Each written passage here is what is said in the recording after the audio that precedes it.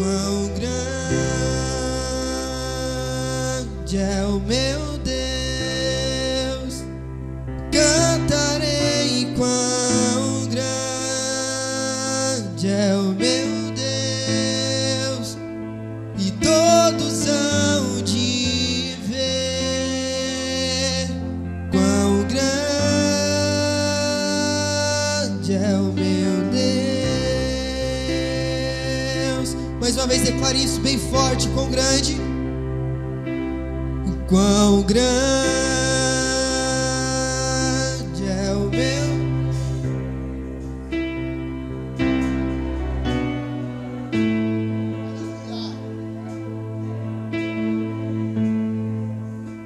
E todos hão de ver. Quão grande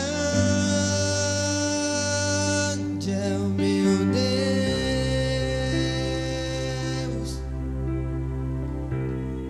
Glória a Deus.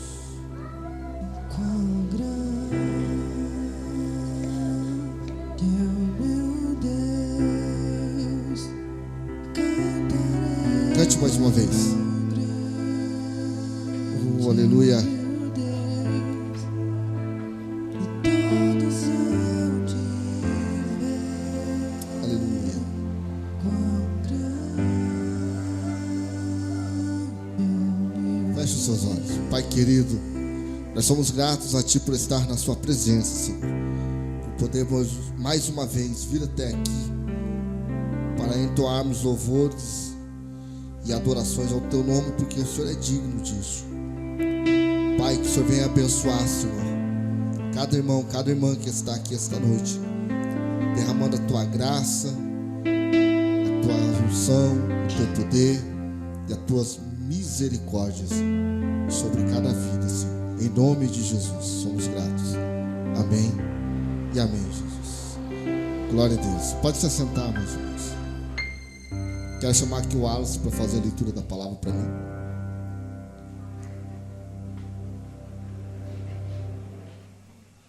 Mateus capítulo 19, versículo do 1 até o 12.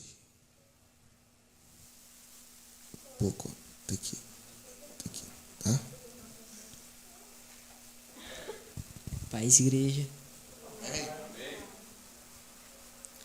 Tendo acabado de dizer essas coisas, Jesus saiu da Galiléia e foi para a região da Judéia. No outro lado do Jordão, grandes multidões o seguiam, e ele as curou ali. Alguns fariseus aproximaram-se dele para o pô-lo à prova e perguntaram: é permitido um homem divorciar de sua mulher? Por qual motivo? Ele respondeu: vocês não leram que, no princípio, o Criador os fez o homem e a mulher, e disse: por essa razão o homem deixará o pai e mãe e se unirá à sua mulher, e os dois se tornarão uma carne só. Assim, eles já não são dois, mas sim uma carne.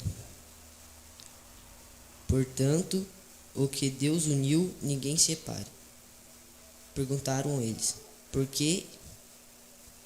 Então, por que Moisés mandou dar uma certidão de divórcio à mulher e mandá-la embora? Jesus respondeu: Moisés lhes permitiu divorciar de suas mulheres por causa da dureza de coração de vocês. Mas não foi assim desde o princípio. Eu te digo que todo aquele que se divorciar de sua mulher, exceto por imoralidade sexual, e se casar com outra mulher, cometerá adultério. Os discípulos lhes disseram: se esta é a situação entre o homem e sua mulher, é melhor não se casar. Jesus respondeu: nem todos têm condições de aceitar esta palavra. Somente aqueles quem quem isto é dado a alguns eunucos, porque nasceram assim. Outros foram feitos assim pelos homens. Outros ainda se fizeram eunucos por causa do reino dos céus. Por causa do reino dos céus, quem puder aceitar, isso aceite. Aplauda o Senhor Jesus pela vida do Wallace. Afinal de contas, não é fácil vir aqui ler um texto desse tamanho, né, Wallace? Até com calor. Nós vamos falar hoje sobre a questão do adultério e do repúdio.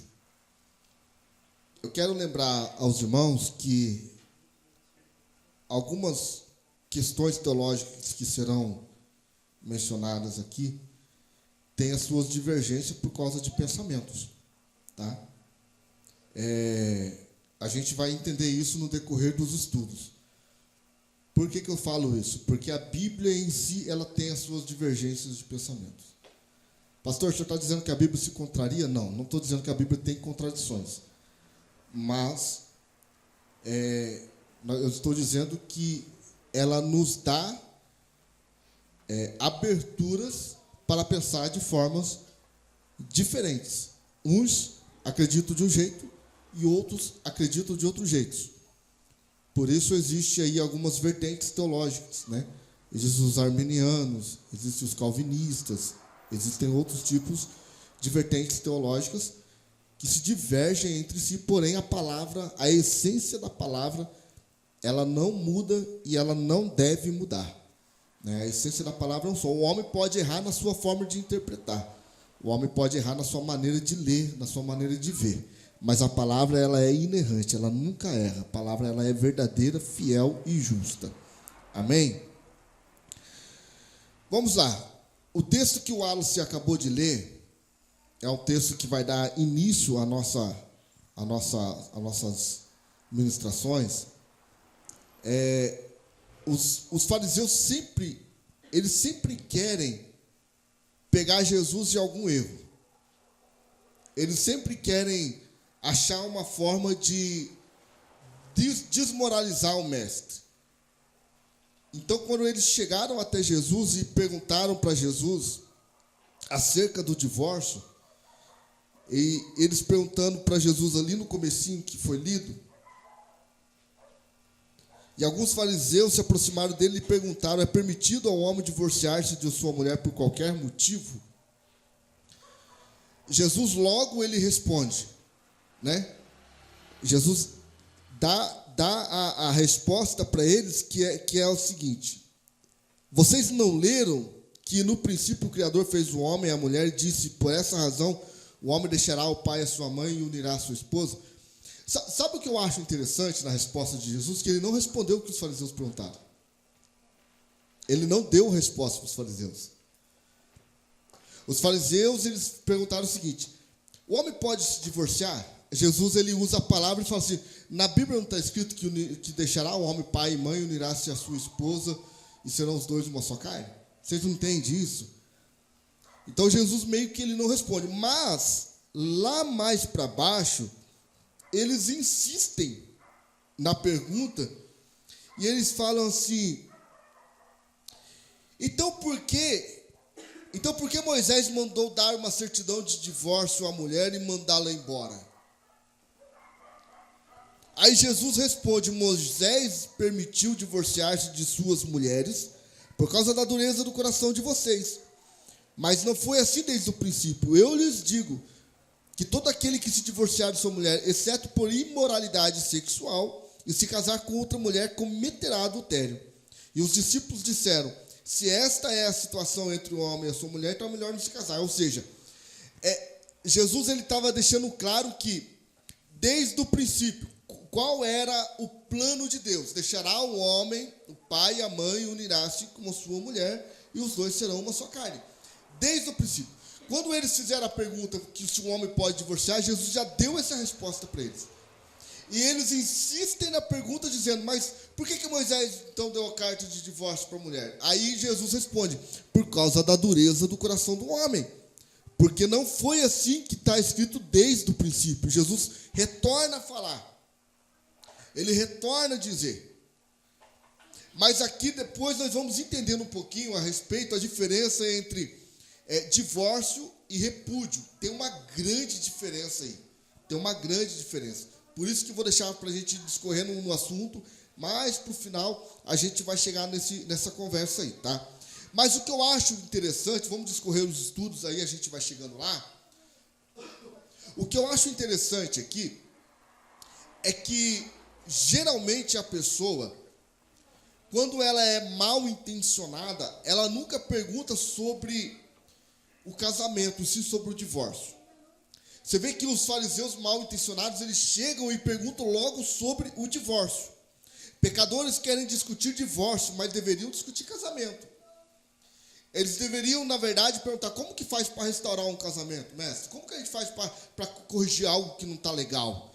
Né? Mas não, logo eles perguntam a respeito do divórcio. O casamento é um instituto, é uma instituição divina. O divórcio é algo humano. Por isso não se deve resolver o problema no tribunal humano. Se Deus constituiu e instituiu o casamento, o divórcio não foi instituído por Deus. Deus não fez isso. Deus deixou bem claro, deixará, pois, o homem, o pai e mãe. O que é casamento? Alguém sabe responder o que é um casamento? É o quê? É a união entre um homem e uma mulher. Isso é um casamento.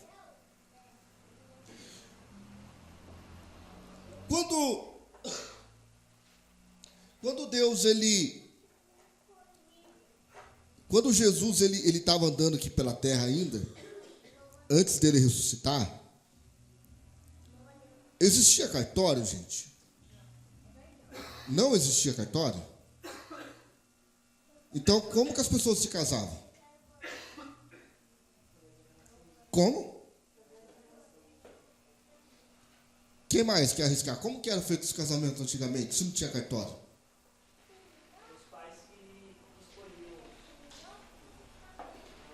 Os pais escolhiam os noivos, meio prometido, né? Tá, quem mais? Quem quer arriscar mais alguma coisa aí? Vamos lá. Vamos entender primeiro o que é casamento, depois a gente vai entender o que é divórcio. Certo? Vamos entender o que é casamento, porque não existe divórcio sem casamento, não é verdade? Então, primeiro a gente tem que entender o que é o casamento. Vamos lá. Deixa eu tomar um gole d'água aqui.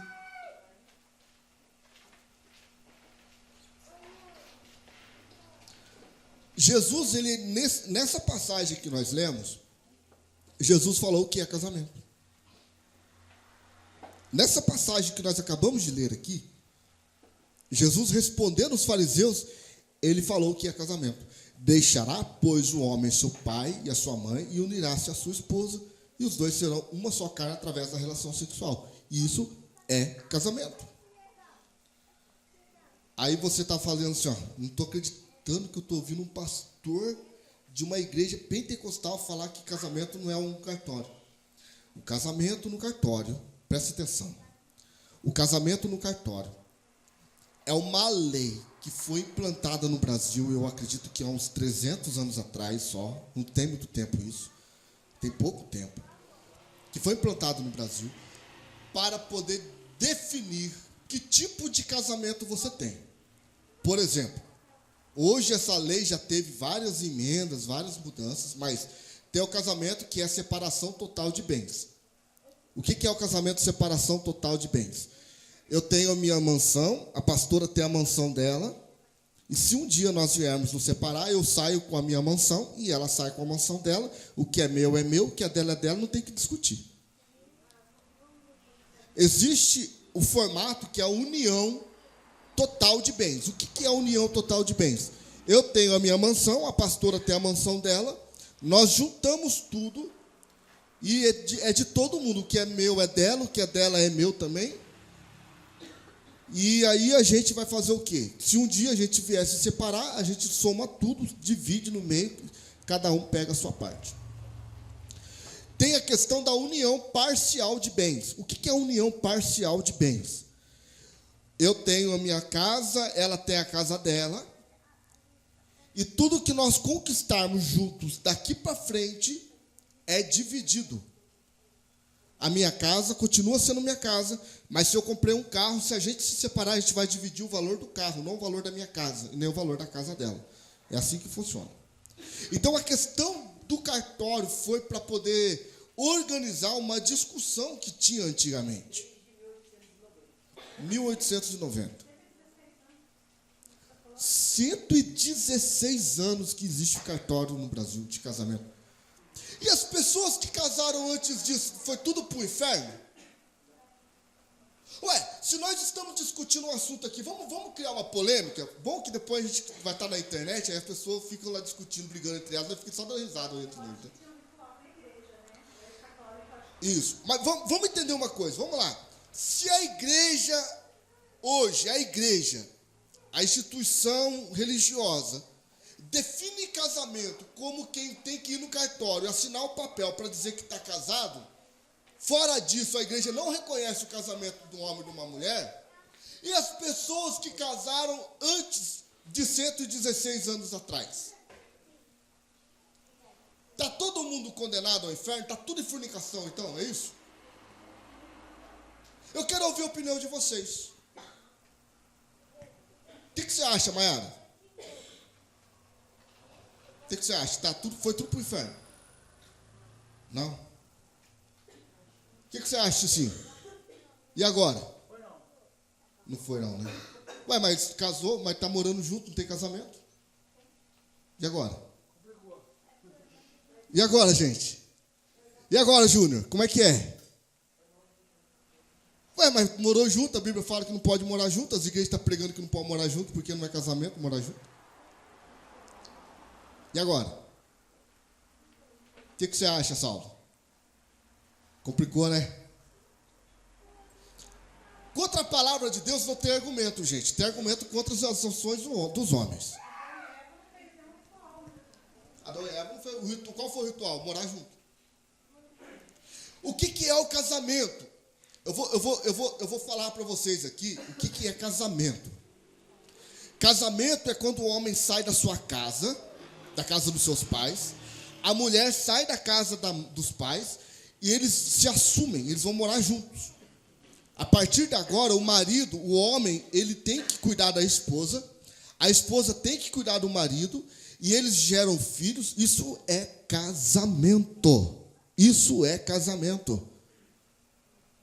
Por que a igreja aderiu, ali depois da época de Constantino, quando a igreja foi politizada, enfim, não vou entrar nesse termo.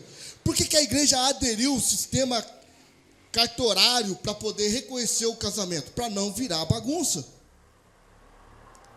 Senão já pensou, eu estou pregando aqui, daqui a pouco alguém olha e fala, então vamos morar junto, está resolvido, para que eu tenho que casar?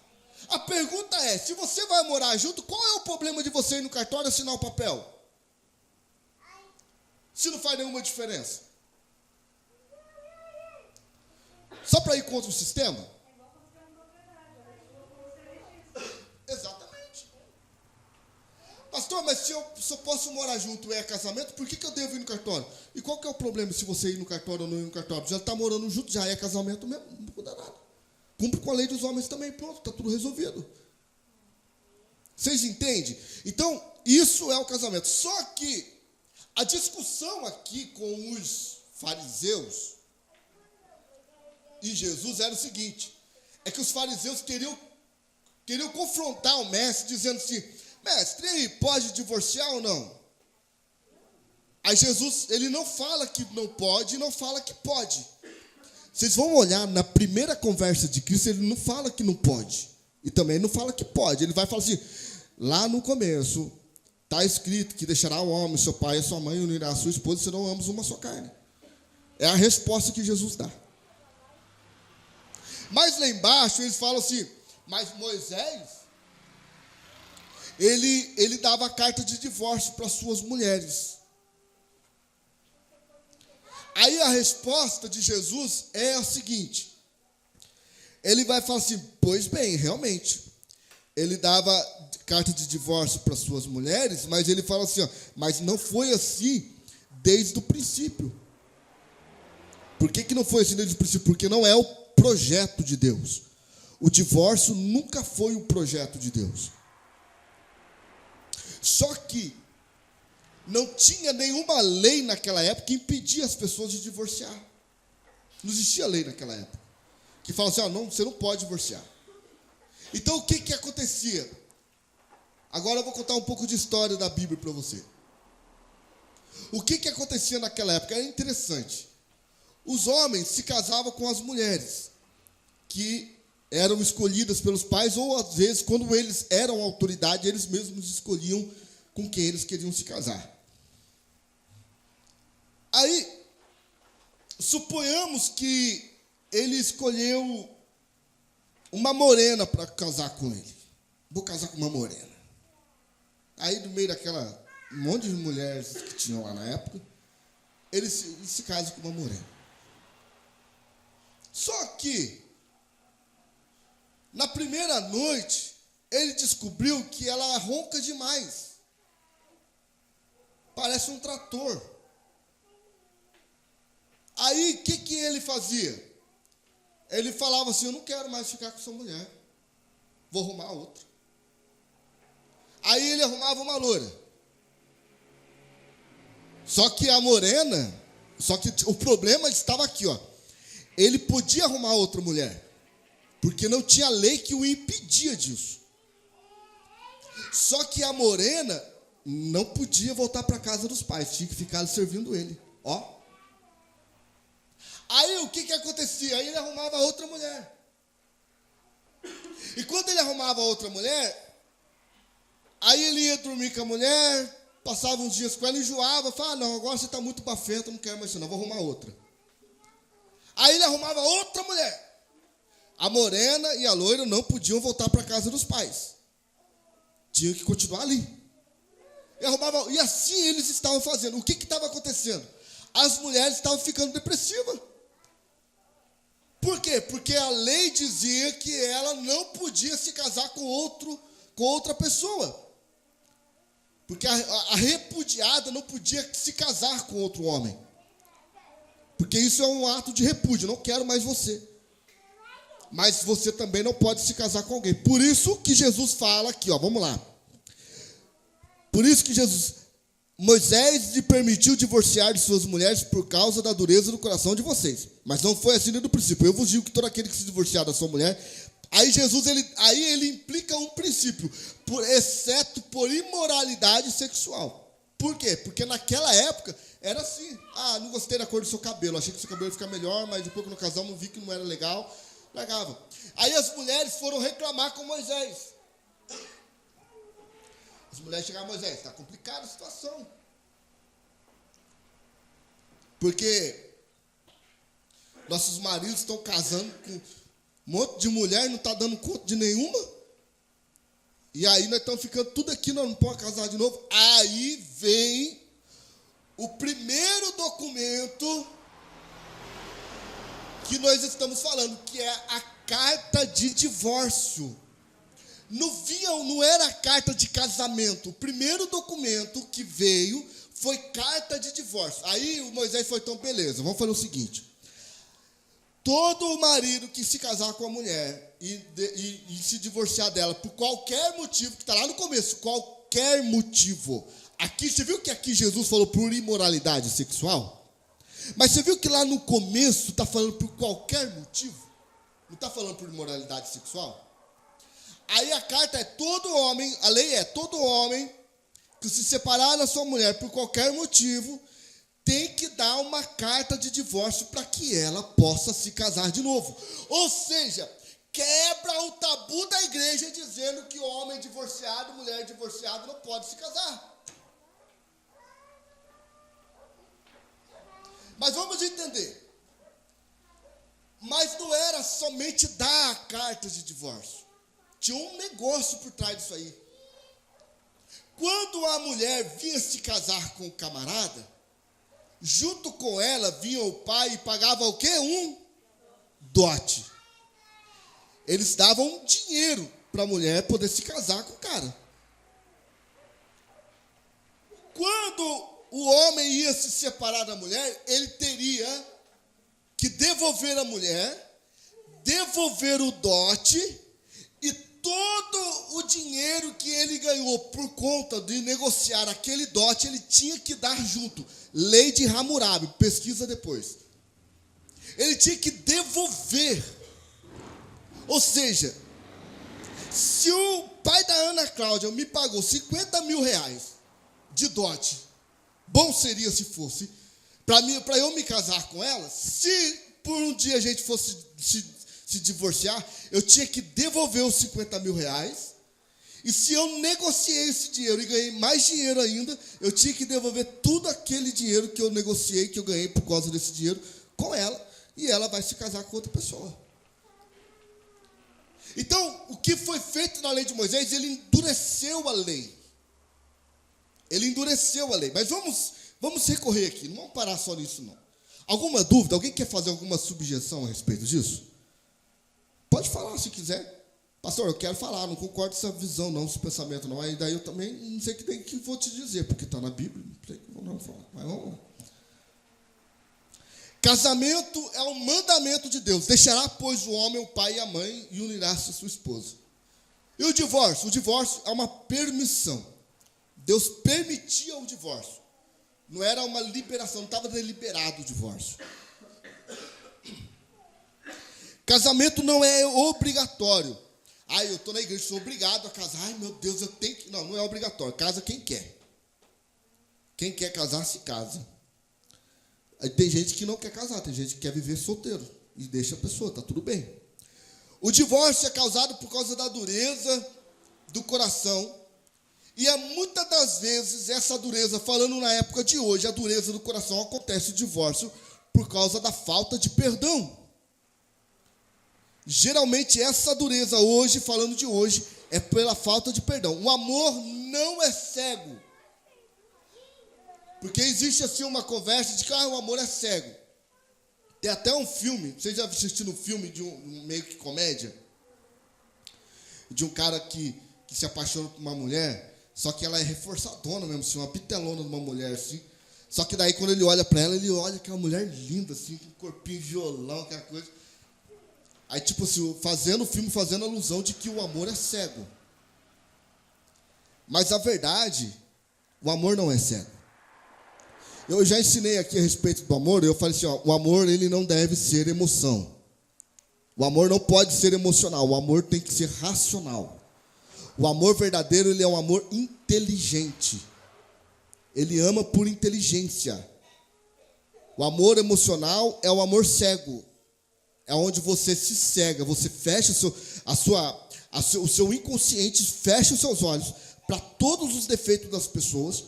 E por isso que você vê, assim, muitas das vezes, moça de famílias boas namorando com esses camaradas de calça que ficam andando com a calça no meio da bunda por aí. Aí você olha e fala, não acredito, gente. Como que pode um negócio desse, cara? Como que pode a menina de família boa, uma menina que você olha para ela, é bem vestida, bem arrumada, namorando com um pilantrinha desse aí, andando de bicicletinha barulhenta para cima e para baixo e achando que está abafando? Nada contra as bicicletinhas barulhentas. Um pouco contra, porque faz barulho demais. Mas olha só para você ver. Por quê? Porque o inconsciente da pessoa cega ela, porque aí o amor não é cego, mas a sensualidade cega. É o encantamento, exatamente. O amor não é cego, a sensualidade cega. Portanto, os crentes, quem quer se casar, deve abrir os olhos antes do casamento. Porque depois que casa, você vai ter que fechar seus olhos. Eu nunca vou aconselhar ninguém aqui na igreja a divorciar. Nunca, nunca, nunca, nunca. Confesso que tem hora da vontade. Larga a mão, vai embora, deixa esse camarada. Mas aí depois a gente vai assim na casa e fala, meu Deus do céu, Jesus amado, faz a obra aqui, Senhor. Mas o nosso conselho pastoral nunca vai ser larga, nunca vai ser fica. Sempre a pessoa vai tomar a decisão da vida dela. Mas às vezes, quando nós fazemos nós temos que levar muito a sério quando nós viemos para frente do altar e fazemos uma promessa diante do Senhor, até que a morte nos separe. Isso é uma promessa diante de Deus. Você deve levar a sério isso. Vamos lá. O divórcio não é compulsório, mas é permitido. Mas não é permitido por qualquer motivo. Depois Jesus falou, não por qualquer motivo. O que Deus uniu, não separe o homem. Tem gente que pega esse versículo e lê tudo errado, né? O que Deus uniu, o homem não separa. Como se o homem não tivesse poder para separar um casamento.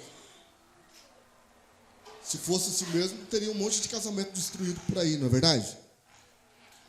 Aqui é o conselho, o que Deus uniu, não separe o homem. Então, é um conselho de Deus. Vamos ver aqui alguns dados. 91% dos que se separaram, depois da separação, têm um sentimento profundo de fracasso. 91% das pessoas. Pastor, eu quero me separar. Então pega esse dado para você. 91% das pessoas que se separam têm um sentimento, uma sensação de ser uma pessoa fracassada depois. O sentimento que o diabo joga na mente da pessoa, fala, nossa, eu não consigo nem manter seu casamento. Você não conseguiu nem cuidar do seu marido, nem cuidar da sua esposa. Olha só como você é um fracassado, olha como você é uma fracassada. 81% dos que se separaram não desejaram ter se separado. Não tinha, na verdade, eles precisavam de ajuda. As pessoas somente precisavam ser ajudadas, mas no fundo, elas não queriam se separar.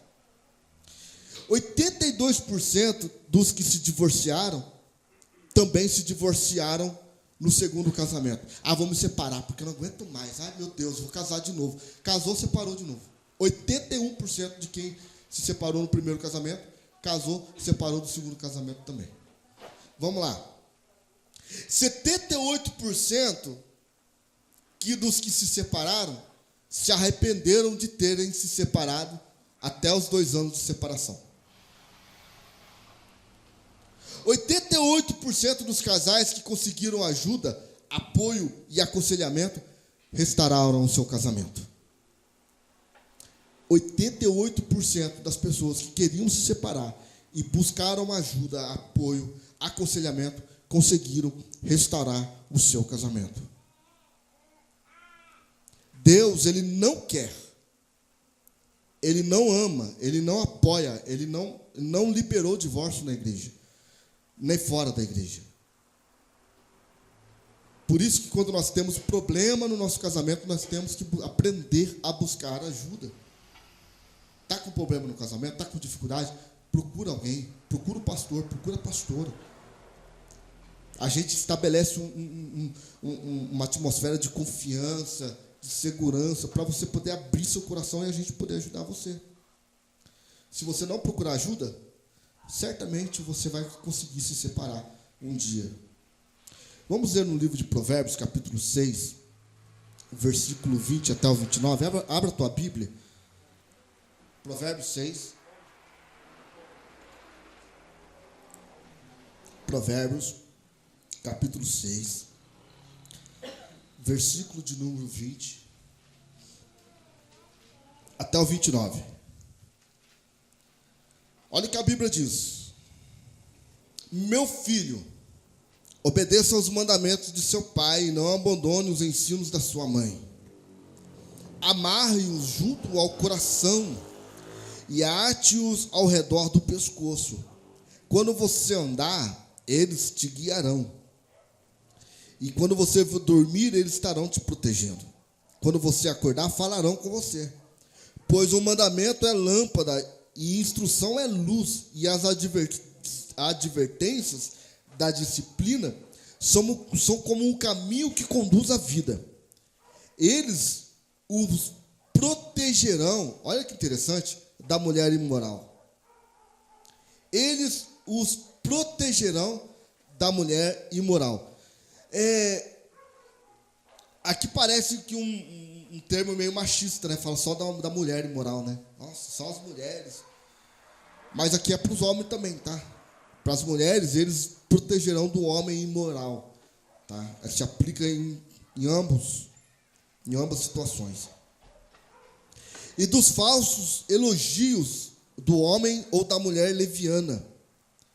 Não cobice em seu coração a sua beleza, nem se deixe seduzir por seus lábios, pois o preço de uma prostituta é um pedaço de pão, mas a adúltera sai à caça de vidas preciosas.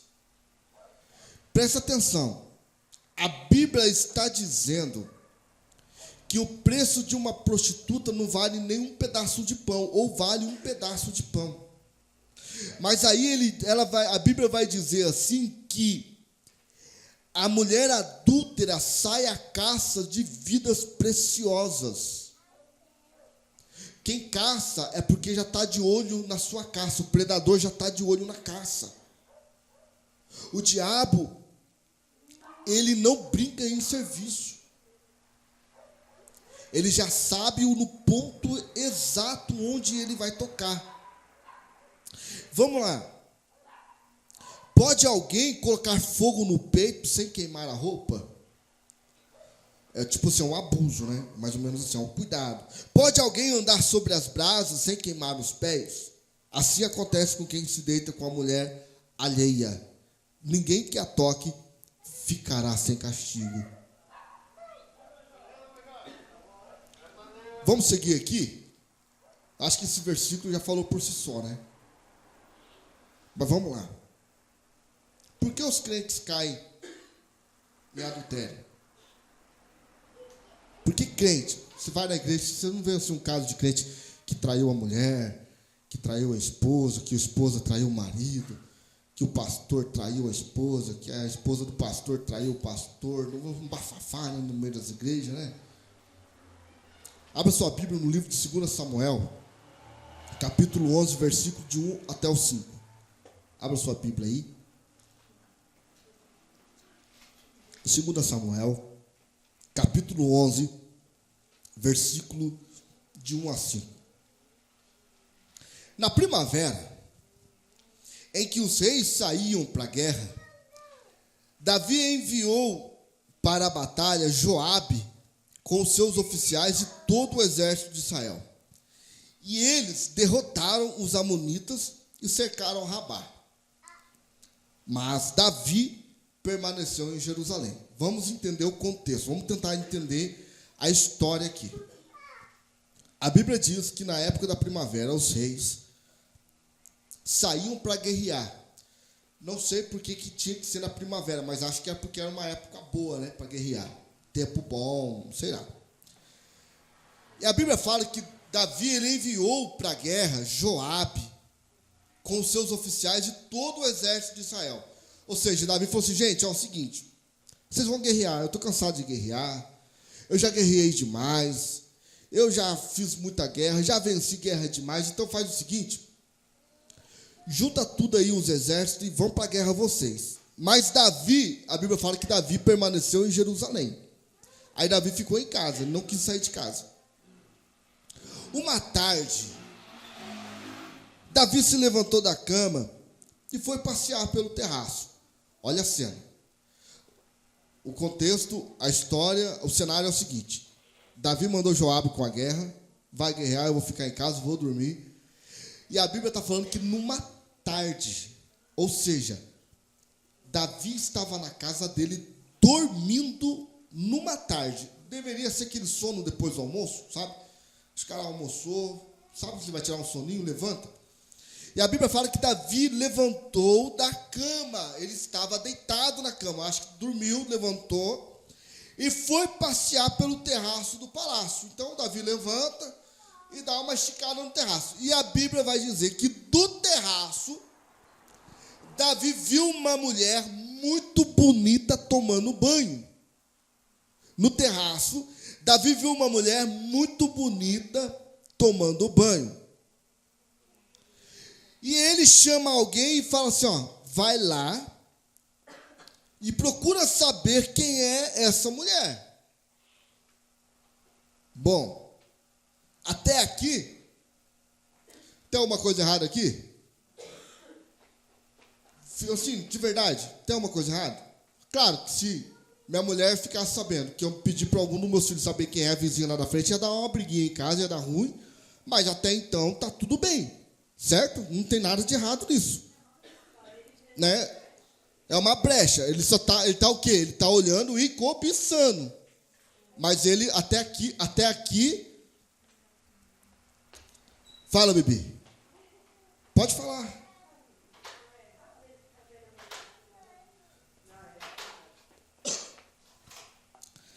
A Bíblia fala que ele levantou. Vamos ver outro contexto. Ele estava na cama.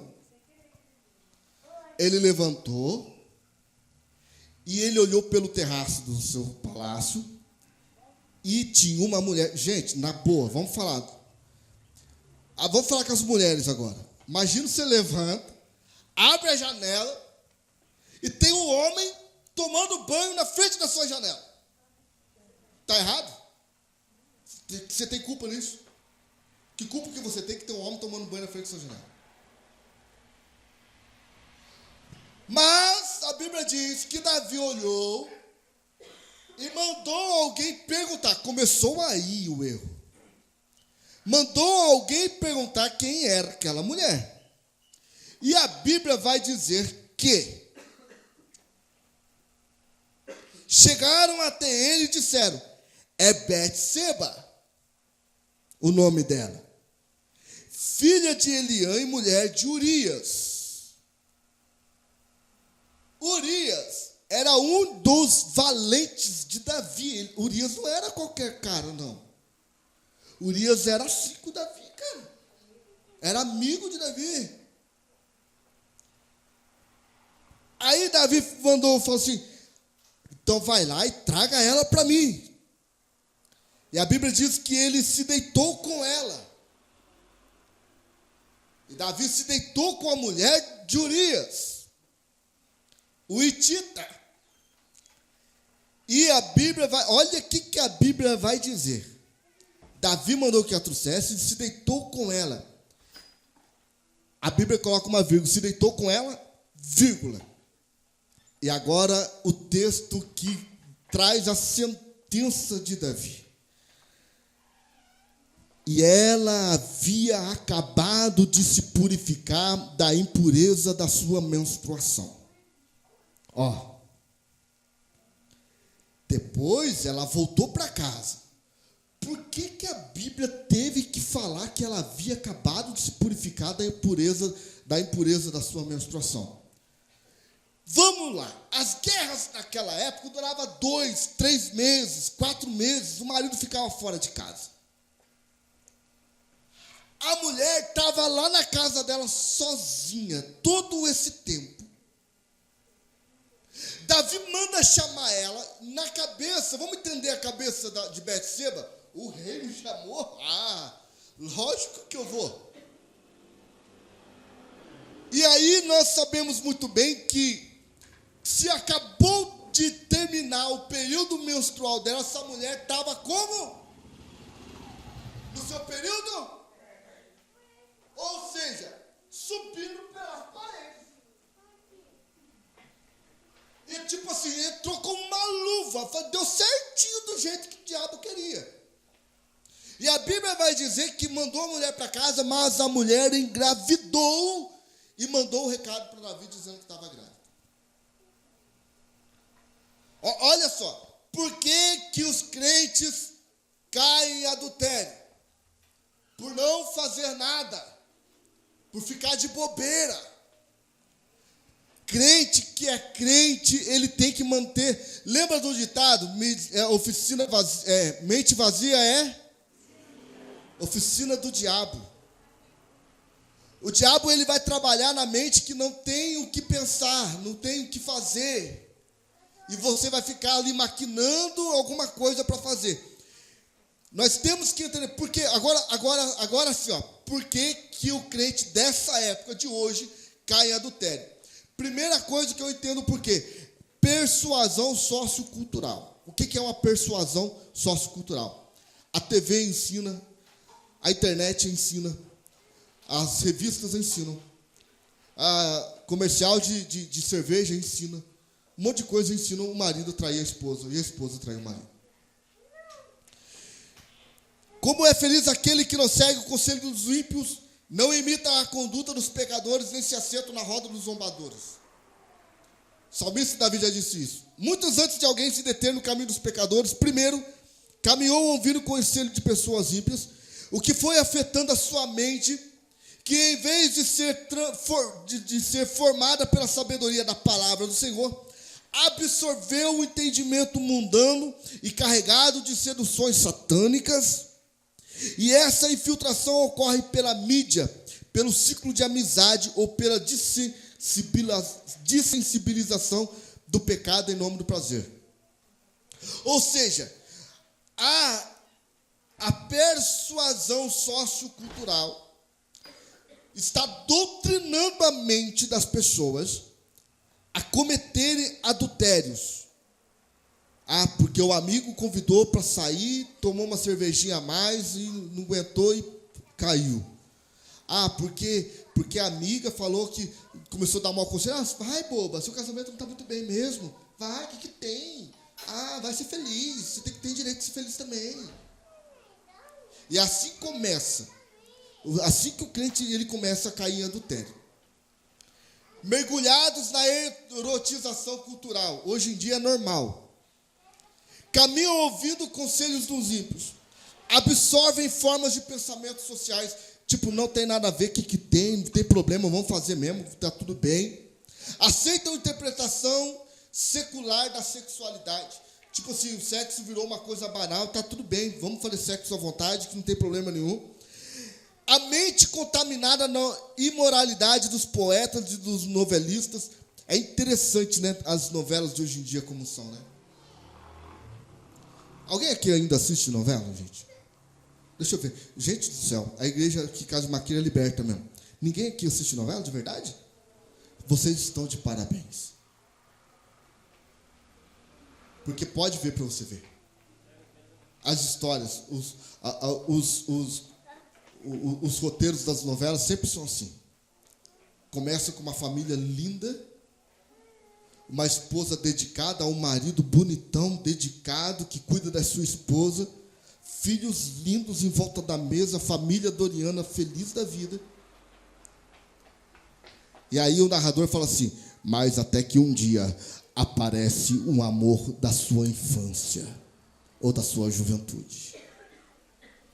Aí a ideia é o quê? Que a mulher que foi namorada na juventude, na infância, se reencontra com o antigo amor da vida dela, que agora tem uma família bonita, e a mente do ser humano começa a fazer o quê? A torcer para que a amante fique com o marido, porque agora a mulher se transformou numa megera. E a gente fica torcendo para a família dar errado.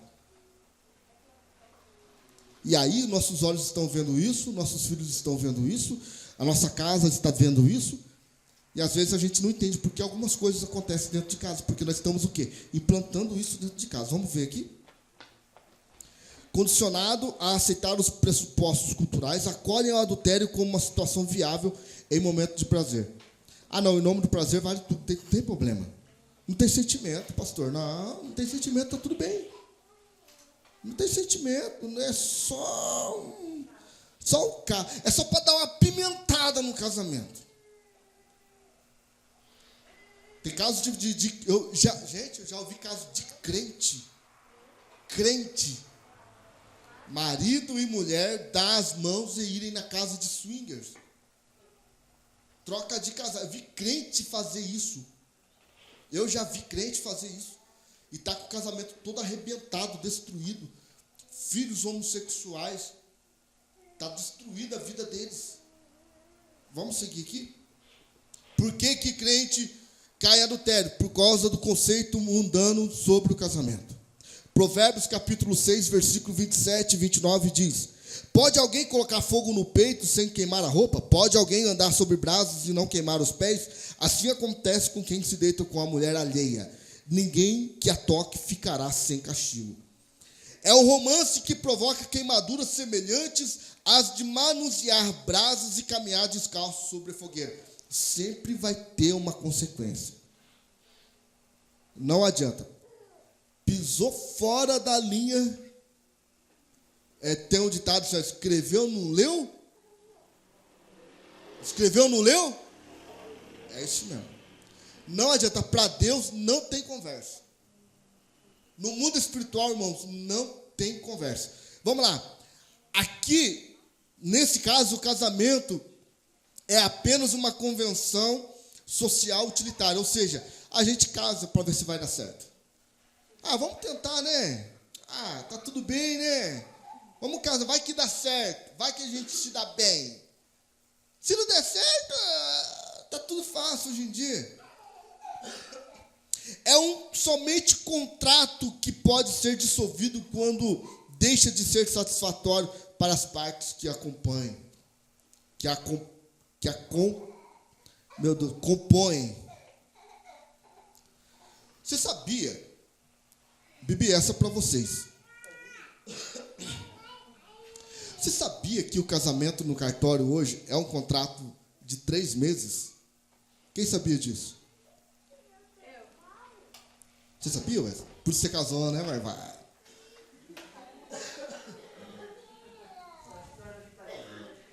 Depois de 3 meses que ele fica efetivado. Mas o contrato, olha para você ver, o próprio governo implantou isso, a maioria das pessoas não sabiam. Casamento, ele é um contrato por 3 meses. Você tem até 3 meses para dizer se é realmente isso que você quer na sua vida ou não. Se não for o que você quer, você vai lá, não paga nada, vai lá e descasa, está tudo resolvido. É um test drive. Mas, em consequência, por isso que eu falo, por isso eu digo, porque a igreja tem que seguir, as leis do Estado. Tem que seguir a lei do Estado? E agora? A lei do Estado fala que está tudo bem, ué. Você pode ir lá descasar e está tudo normal, está tudo tranquilo.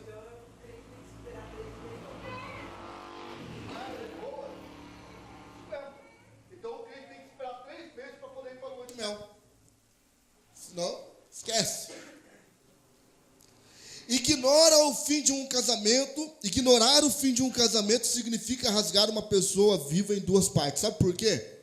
Porque tornarão-se os 2 uma só carne. Se tornarão os 2 uma só carne, então quer dizer, eu e a minha digníssima mulher, juntos nós somos um. É a conta de Deus, 1 mais 1. Então, se eu e ela somos um, quando nós nos separamos, nós rasgamos. Você já viu algum divórcio feliz? A pessoa sai de divórcio. Você já viu? Acho que tem algum caso, né, ainda, né, umas pessoas meio doidas por aí, né? Mas, geralmente, no divórcio, tem muita dor, muitas percas. Divórcio nenhum vai trazer vantagem para ninguém. O divórcio sempre vai ser uma perca. Sempre vai ser prejuízos. Você sabe por que tem muitos adolescentes se matando no dia de hoje, que aumentou muito? Alguém sabe me dizer? Por que tem muita morte de adolescentes se cortando, se mutilando? Por que aumentou? Alguém sabe me dizer isso? Por causa da erotização precoce. Porque, deixa eu te falar uma coisa para você. Lembra que eu falei lá no começo? Casamento não é papel, casamento é sexo. Casamento é deixará o homem, pai e a sua mãe e unirá com sua esposa, serão os 2 uma só carne. Isso é casamento. No mundo espiritual, isso é casamento. Isso é chamado na matéria de libertação de aliança de sangue. Se chama aliança de sangue. No mundo espiritual. Aí você pega um adolescente que não tem maturidade emocional para assumir um casamento, que não tem maturidade emocional e para assumir um relacionamento. Você deixa a sua filha namorar com quem ela quiser, vai para a cama com quem ela quiser, dorme com quem ela quiser. E aí, a pessoa se une, ela casa, no ato sexual, ali é um casamento, e quando esse relacionamento é rompido, porque tem tudo para dar errado, que criança não namora e não dá certo, tem tudo para dar errado, aí o quê? A pessoa é rasgada no meio. A dor do divórcio para uma criança de 14 anos, ela não suporta. Ela vai querer fazer o quê? Vai procurar o quê? Aí o homem vai procurar tentar morrer, vai tentar fazer, vai procurar drogas, vai procurar se cortar, porque ela não tem estrutura para aguentar aquilo.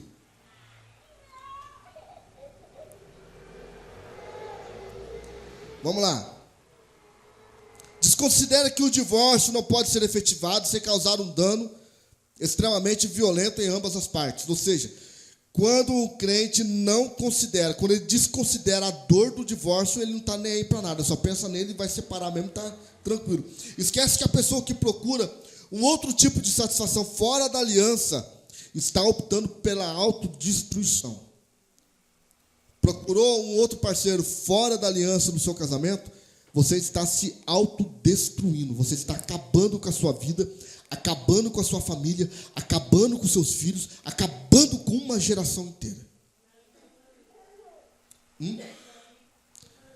Davi sofreu isso.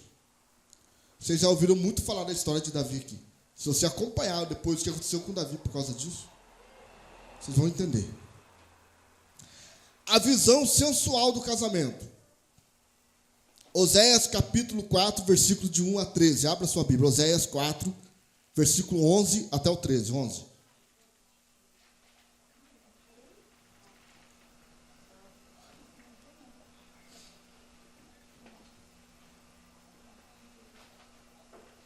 Oséias 4, capítulo 4, versículo 11 até o 13. Olha que loucura. A sensualidade, o vinho e o mosto tiram a inteligência. O meu povo consulta a madeira e a sua vara lhe responde, porque o espírito de sensualidade os engana e prostituem-se. Por isso, vossas filhas se prostituem e as vossas noras adulteram. Olha que loucura. Não tem nada a ver, pastor, não é porque sei que meu avô fez, isso quer dizer que eu vou fazer também. Olha que loucura. A Bíblia está falando que existe aqui um padrão de repetição dentro da família. A Bíblia está dizendo que a sensualidade, o vinho e o moço tiram inteligência. Ponto. Vamos entender isso aqui.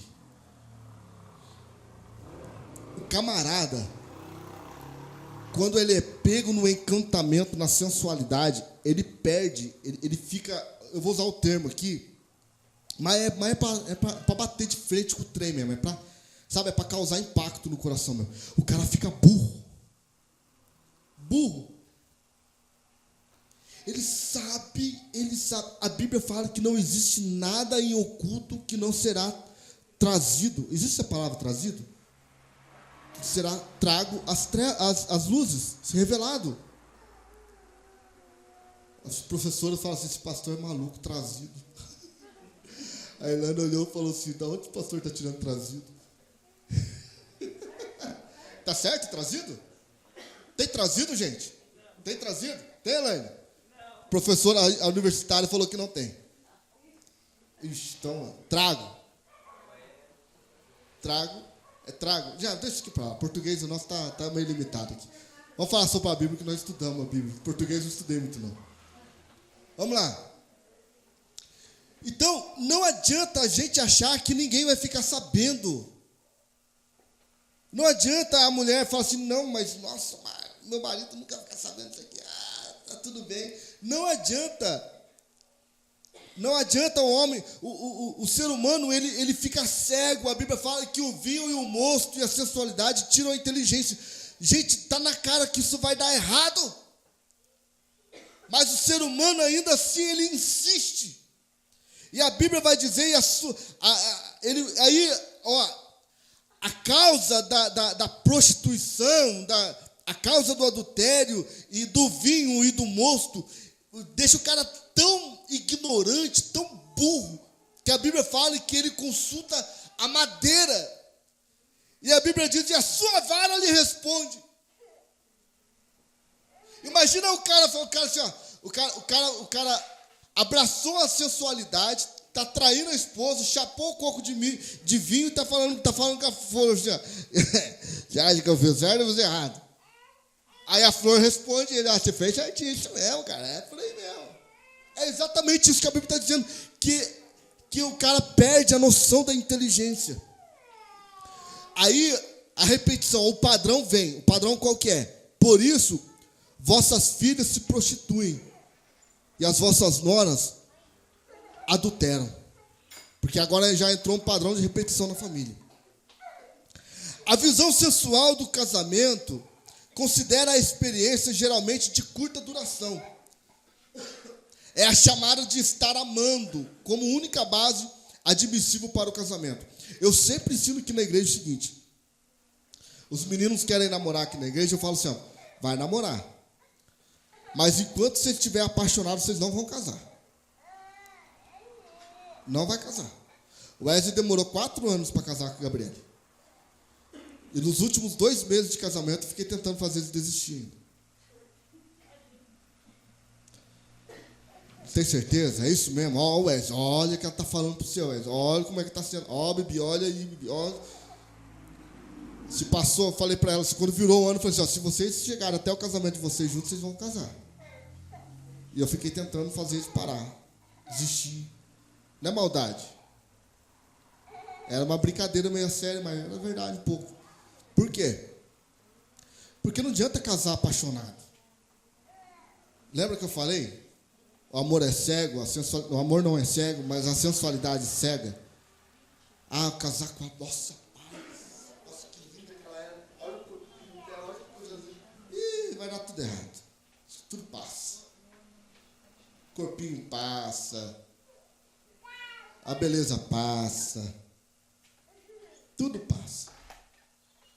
Não vai durar para sempre. Esse corpinho lindo não vai durar para sempre. Vai passar. Então, se você casar porque você viu, se sentiu que a esposa ou que a namorada é o violão da sua vida, pode ter certeza que vai virar um baixolão.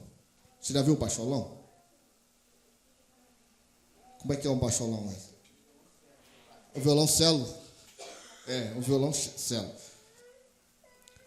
Em sua mentira, creem que o casamento só deve existir se o estágio de excitação permanecer. Ou seja, quem casa por sensualidade, casa por causa de sexo. Quem casa por causa de sexo, cai do cavalo. Se casou para fazer sexo, vai cair do cavalo. Porque pensa um negócio que passa rápido, esse negócio de fazer sexo, irmão. É rapidinho passa. Ah, não, pastor. Ah, que isso, paizão. Vou casar, eu vou 3 vezes por dia, 7 dias da semana, vai que vai. Vai durar 20 dias assim, depois já vai acabar. Se durar. Né? Ninguém deve casar por causa disso, gente. Se fizer isso, você vai arrumar problema para a sua vida. A atração sexual produzida pela sensualidade é apresentada como uma força misteriosa, irresistível e sem qualquer remédio. A sensualidade emburrece as pessoas e sugere que a única solução à tentação sexual é sucumbir a ela. Incentiva a ignorância e exige a proliferação de manuais sexuais e multiplicação de clínicas de terapias sexuais. Contraria a Escritura, que testemunha que o envolvimento do apaixonado não é a garantia de um entrosamento entre as partes. Contradiz a Bíblia, que fala que a ausência das emoções fortes não é um impedimento a um relacionamento permanente e satisfatório. Amor não deve ser emocional, amor deve ser racional. Você não ama por emoção, você ama porque você sabe muito bem o seu papel na terra. Você tem que amar porque Deus deu uma ordem para o marido. Marido, amai a vossas esposas. É uma ordem. Alguém quer falar alguma coisa sobre isso? Nossa, chega a dar até dor de estômago. Tem um omeprazol aí?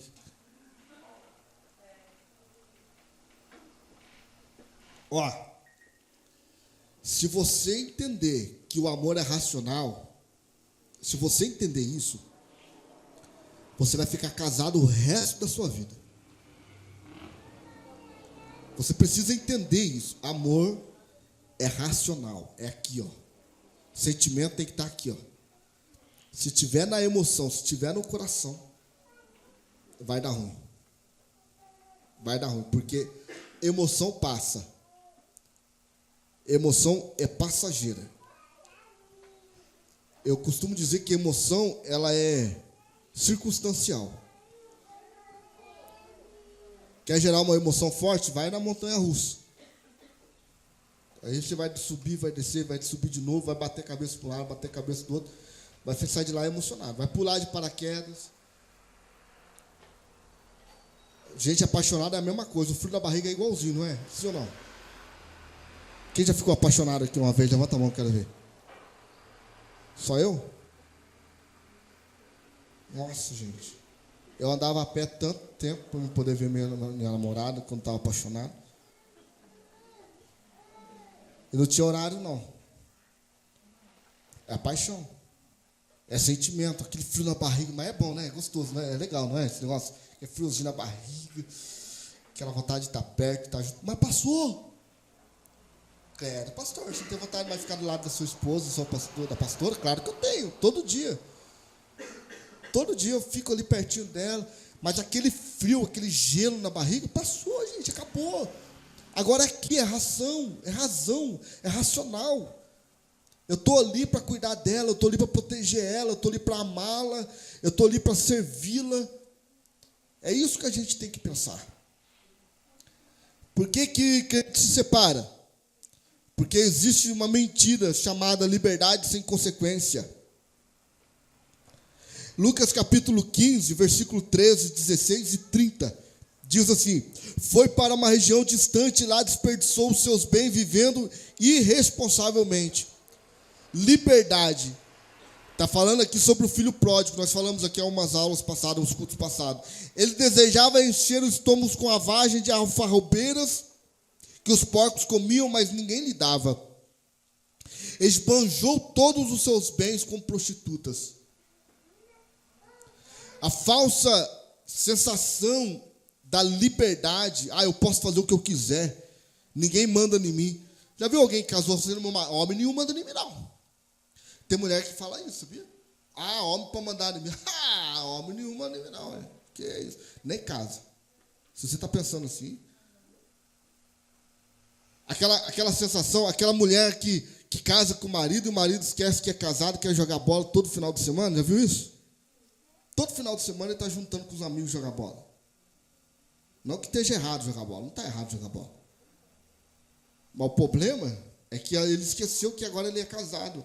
E ele tem a sensação, ele está na cabeça dele assim: eu tenho que ter liberdade, eu não casei para ser preso. Eu não casei, nossa, meu casamento parece uma prisão. Gente, você não casou para ser preso mesmo. Ninguém casa para ser preso. Você casou para leva sua esposa para jogar bola. Mas ela não gosta de futebol, então para de jogar bola. Fácil. Vai no cinema. Ela não gosta de cinema, então procura saber onde que ela gosta de ir. Nós não casamos, sim, ninguém casa para ficar livre. Você vai casar achando que você vai continuar solteirão, irmão? Nem casa. Pega a visão aí. Atrás aí o pessoal do... Ai, meu Deus do céu, viu? Eu amo falar sobre isso, gente. Tão legal. Você olha as pessoas, você está um cutucando o outro, olhando para a cara do outro. O mundo prega um falso conceito de viver em liberdade absoluta e sem limitações. Acredita-se que o direito de causar danos a si próprio e ninguém tem nada a ver com isso. Tipo assim, o problema é meu, tá? Eu vou mesmo e o problema é meu, ninguém tem nada a ver com isso. Eu vou fazer, o problema é meu. Eu vou beber, o problema é meu. Eu vou sair, o problema é meu. Ninguém tem nada com isso. O corpo é meu e eu faço o que eu quiser da minha vida. Geralmente a gente usa esse termo. As pessoas usam isso. Ninguém pode dizer o que eu devo fazer, nem Deus. Desde que não fira alguém com minhas ações, está tudo bem. Não estou fazendo mal para ninguém, está tudo bem. Não tem problema. Vamos lá. Por que o crente trai? Por causa de uma falsa busca da felicidade. Casei para ser feliz. Alguém casou para ser feliz? Os crentes da casa de Macri, ninguém casou para ser feliz. Eu vou casar porque Encontrei o príncipe da minha vida. Vou ser feliz com o príncipe da minha vida. A felicidade, ela é passageira, já falei isso. Casou para ser feliz. Eclesiastes capítulo 2 fala muito sobre isso. Olha que interessante que Salomão escreve. Pensei comigo mesmo, vou experimentar a alegria. Descubra as coisas boas da vida. Mas isso também se revelou inútil. Ajuntei para mim um harém, as delícias do homem. Tornei-me mais famoso e poderoso do que todos. Não me neguei nada que os meus olhos desejaram. Olha o que Salomão está falando, cara. Ele está falando assim: eu não tenho limite. Tudo que eu quero eu tenho. Tudo que meus olhos desejaram eu conquistei, eu busquei, quis e peguei para mim. Salomão está dizendo isso. Não me recusei a dar prazer ao meu coração. No final ele fala para mim assim, para nós: eu percebi que isso foi tudo inútil. Os outros não importam o que eu devo procurar. Os outros não importam e eu devo procurar sempre a minha felicidade. Sabe quem casa para ser feliz? É um baita de um egoísta. A pessoa que casa para ser feliz é muito egoísta. Sabe por quê? Ela passa em cima de qualquer um em busca da felicidade dela, inclusive do próprio marido, da própria esposa. Não devo consideração ao meu cônjuge, nem aos meus filhos. O importante é eu ser feliz. Uma busca frenética e inútil da idolatria do prazer, que sempre acaba com a frustração, com uma frustração de sofrimento. Eu vou ter que parar, né? Vou ler o último. Falsa confiança na força da carne. Eu vou parar, eu vou ler, vou terminar esse e eu vou parar. Esse é pequenininho. 1 Coríntios capítulo 10, versículo 12. Aquele, pois, que pensa estar em pé, cuide para que não caia. Aquele que pensa que está de pé, cuide para que não caia. O perigo ronda quem tem um casamento feliz e ajustado e acha que não pode cair ou que jamais vai cair. Sabe aquele casamento Fátima Bernardes e William Bonner? Você olha assim e fala: meu Deus, não dá para acreditar que esses caras se separaram, velho. Tá louco? Angelina Jolie e o Brad Pitt, casal lindo da TV. Você olha assim: não, como assim? Como assim? Às vezes até eu e você, quando a gente acha, por isso que a gente tem que entender que não existe casamento tão forte que nunca pode ser destruído. E não existe casamento tão destruído que não possa ser restaurado. Porque o diabo, ele está querendo destruir aquilo que está bem ajustado. Deixa eu falar uma coisa para você. Se você está bem no seu casamento, cuida dele. Tampe as brechas. Cuida da sua família, cuida dos seus filhos. Porque o diabo vai investir, porque ele quer fazer o quê? Ele quer derrubar o que está de pé. Se aquele que pensa em estar em pé, veja, cuide para que não caia. Ninguém está imune às tentações. Ninguém está. Ah, não, porque não, pastor. Aqui não, pastor. Ah, pastor, isso aí comigo não, comigo nunca. O orgulho é uma das mais prováveis causas de queda do homem. Quando um ser humano fala comigo nunca, aí o diabo fala assim, ó, vamos ver então. Até quando você vai aguentar? Não existe um estágio no qual os crentes estão fora de perigo. Não existe. Não existe. Não, eu estou fora de perigo. Aqui eu tenho uma proteção aqui em volta de mim. Eu tenho um escudo invisível, espiritual que me ronda. Eu estou fora de perigo. Nunca eu vou fazer isso. Nunca. Não existe isso. O casamento feliz não é um passaporte para imunidade às tentações, nem tempo prolongado de experiência cristã. Não, eu sou crente velho, pastor.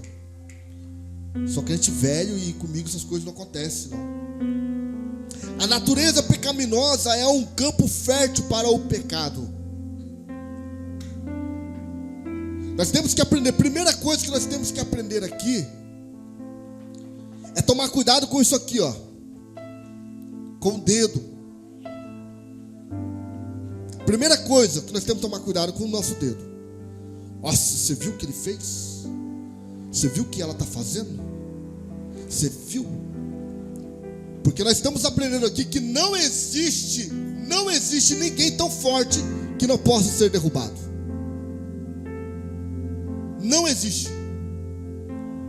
Não existe pessoas tão fortes, tão bem fixadas na palavra, na oração, no que for, que ela não possa cair no dia. E às vezes você está apontando o dedo para alguém, mas um dia alguém vai apontar o dedo para você. Toma cuidado. Se você viu alguém que está à beira,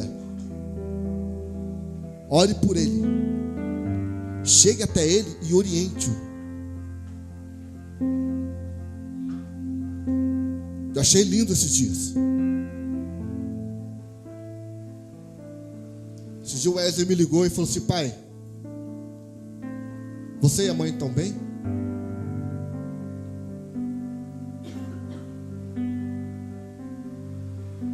Estamos bem, filho. Ore por nós. Por que isso? Porque ele sabe que eu preciso de oração. Mas ele tem que entender, eu tenho que entender, você tem que entender que nós não estamos sempre no ápice da nossa glória com Deus, a ponto de nos blindarmos. Satanás é mestre em promover uma falsa sensação de segurança. Eu paro por aqui. Deixa eu marcar aqui para mim não perder. Semana que vem. O nosso casamento, nós temos assim, hoje nós estávamos conversando, estava eu e minha esposa conversando, a gente sempre fala, né, sobre essas coisas. Quando é o melhor momento do nosso casamento? Quando nós vamos viver a melhor fase da nossa vida? Parece que é difícil a gente encontrar essa fase. Se a gente analisar, talvez se eu perguntar isso para você, assim, ó, quando você vai viver a melhor, quando foi a melhor fase da sua vida? Talvez se você volta no tempo, assim, você fala, ai, quando eu me casei, os 2 primeiros anos, primeiro ano, ai, que bênção, que maravilha que era.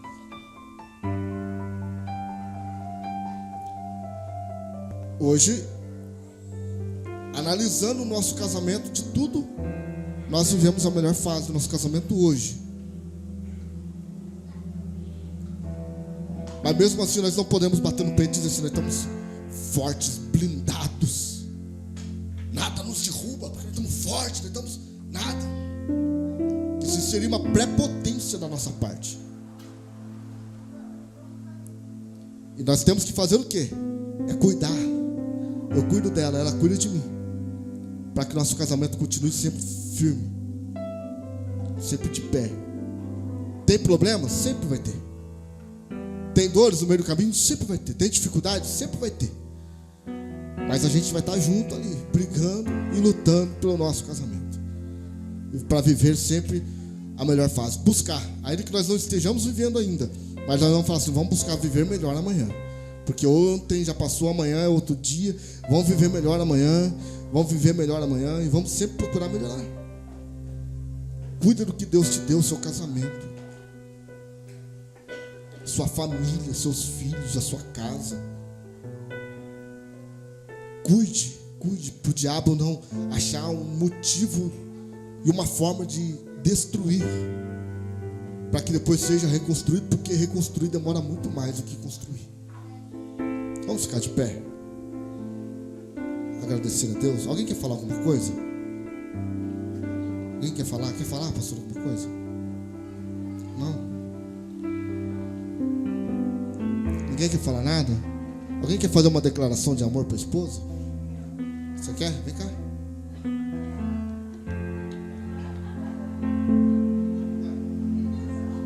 O Espírito Santo está incomodando, tem que falar. Esses dias atrás, estava fazendo campanha, né, de casais. E sempre falando, né, em cima dos púlpitos. Não, meu casamento é uma bênção, eu estou vivendo a maior fase do meu casamento. Todo culto, eu agradecendo a Deus. E o que o pastor falou que faz muito sentido, porque eu estou vivendo a maior fase do meu casamento, sim, mas isso não me deixa imune às tentações do inimigo, porque esses dias aconteceu uma coisa com a gente, sem eu esperar, eu acho que até ela não esperava, a gente discutiu uma coisa que a gente não fazia há muito tempo, a gente discutiu, e assim, eu entendi que era o inimigo querendo plantar algo ali. Tanto que eu orei, eu creio que ela orou também. Mas, irmãos, nós não somos imunes, irmãos. Não adianta. Você pode estar vivendo a melhor parte do seu casamento, como eu vivo. Eu estou vivendo a minha melhor parte com o casamento da minha esposa. Eu e ela, né, vida? Mas para você ver, mesmo a gente vivendo nesse momento maravilhoso, o inimigo tentou plantar algo no nosso coração. E quase que a gente perde uma bênção por causa da gente não perceber. Então, a gente tem que vigiar. A gente tem que cuidar do nosso casamento. Eu tenho que fazer o meu papel com a minha esposa tem que fazer o papel dela comigo. Porque a gente somos uma só carne, a gente somos unidos em um só pensamento. E qual que é o nosso pensamento? Ficar junto para sempre, até quando Jesus voltar. Mas para que isso aconteça, a gente tem que estar vigilante também. Então, assim, quando o pastor veio aqui e falou que a gente não é imune, na hora veio no meu pensamento. Porque eu estava todo culto declarando, falando. Não, meu casamento é uma bênção, eu estou vivendo a melhor fase do meu casamento, e realmente eu estou vivendo a melhor fase do meu casamento, mas isso não me torna imune ao ataque do inimigo. Então a gente tem que ter esse discernimento, irmãos, e saber que o inimigo, qual que é o papel do inimigo? O inimigo, ele quer destruir. Ele quer destruir a família tanto. Por que o inimigo quer destruir tanto a família? Porque quando ele destrói uma família, ele destrói uma geração inteira. Eu estou falando aqui, eu estou sentindo algo grande da parte de Deus. O Espírito Santo está me incomodando para dizer para casais aqui: não queira se divorciar. Não desista do seu casamento. Eu não sei como está, mas não desista. Porque quando você se divorcia de alguém, você está acabando com a sua família. Você está acabando com o futuro dos seus filhos. Às vezes você fala, não tem nada a ver. Isso é que o pastor falou. A mídia quer implantar isso na nossa cabeça, que está tudo bem, que está tudo normal, mas não está, irmãos. É muito sério, o mundo espiritual é coisa séria. Eu não sei como está o seu casamento, mas uma coisa eu tenho certeza para você: não desista dele. Não desista. Porque o que Deus deu para você é para você cuidar até o fim, até quando ele voltar. Né, vida? E eu agradeço a oportunidade, amém? Aleluia. Dá um beijinho nela, já. Quero ver. Aê. Que Deus abençoe vocês. É assim que Deus faz, né? Vamos agradecer a Deus. Pai querido, nós somos gratos a Ti, Senhor, por estarmos aqui, ó Pai querido, aprendendo da Sua palavra, do jeito que ela é, Senhor, na sua genuidade, Senhor, na sua originalidade. Obrigado, Deus. Que o Senhor possa, Pai querido, continuar iluminando a nossa mente, o nosso coração, para que nós possamos viver, Senhor, Pai querido, as Suas promessas nessa terra, Senhor. Eu quero profetizar que famílias aqui da igreja, Deus, Senhor Deus, serão potências, Senhor, nas Suas mãos. Pai querido, testemunhos que serão lançados, Senhor, em cima desse altar, Pai querido, para poder edificar outras fé, outras famílias, Senhor. Pai querido, eu declaro que os filhos dos Teus servos, Senhor, serão uma geração abençoada, Pai.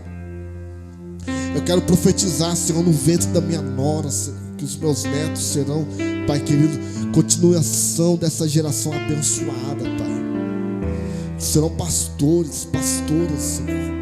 Eu quero profetizar, Senhor, ó Pai querido, que as minhas futuras noras que virão, Senhor, serão noras abençoadas e gerarão netos abençoados. Eu quero profetizar sobre a nossa geração, sobre a geração da Sua igreja, Senhor, a geração do Seu povo, Pai querido. Senhor, aqui, Senhor, ó Pai querido, está essa geração, mas depois de nós virão outras famílias ainda mais abençoadas, Senhor, famílias que estarão se espelhando na nossa história, famílias que se espelharão, Senhor Deus, no que nós vivemos e olharão, Senhor, e vencerão também, porque o Senhor nos deu oportunidades para vencer. Pai querido, eu dou uma ordem agora no mundo espiritual, Senhor. Envia os Teus anjos, Senhor, ó Deus, para alcançar o marido que ainda não é um cristão, Senhor. Envia os Teus anjos, Teu Espírito Santo, para alcançar a esposa que ainda não é uma cristã, Senhor. Envia, Senhor, ó Pai querido, Pai eterno, a Sua presença nos lares, na casa, em nome de Jesus Cristo de Nazaré, Senhor. Que cada lar, Senhor, ó Pai querido, desta casa seja um lugar de adoração, um altar de sacrifícios, um altar, Senhor, ó Pai querido, onde se queima incensos de adoração ao Teu nome, Senhor. Que cada, Senhor, ó Pai querido, que cada cama, Senhor, que cada intimidade seja para glorificar o Teu santo nome, Senhor. Que o marido encontre a esposa te adorando, que a esposa encontre o marido te adorando, Senhor. Que o Teu nome venha a ser adorado nos lares, nas casas, na hora da refeição, na hora que se levanta, na hora que se deita, Pai, em nome de Jesus Cristo de Nazaré. Eu dou uma ordem para o diabo que tire as mãos das famílias dessa igreja.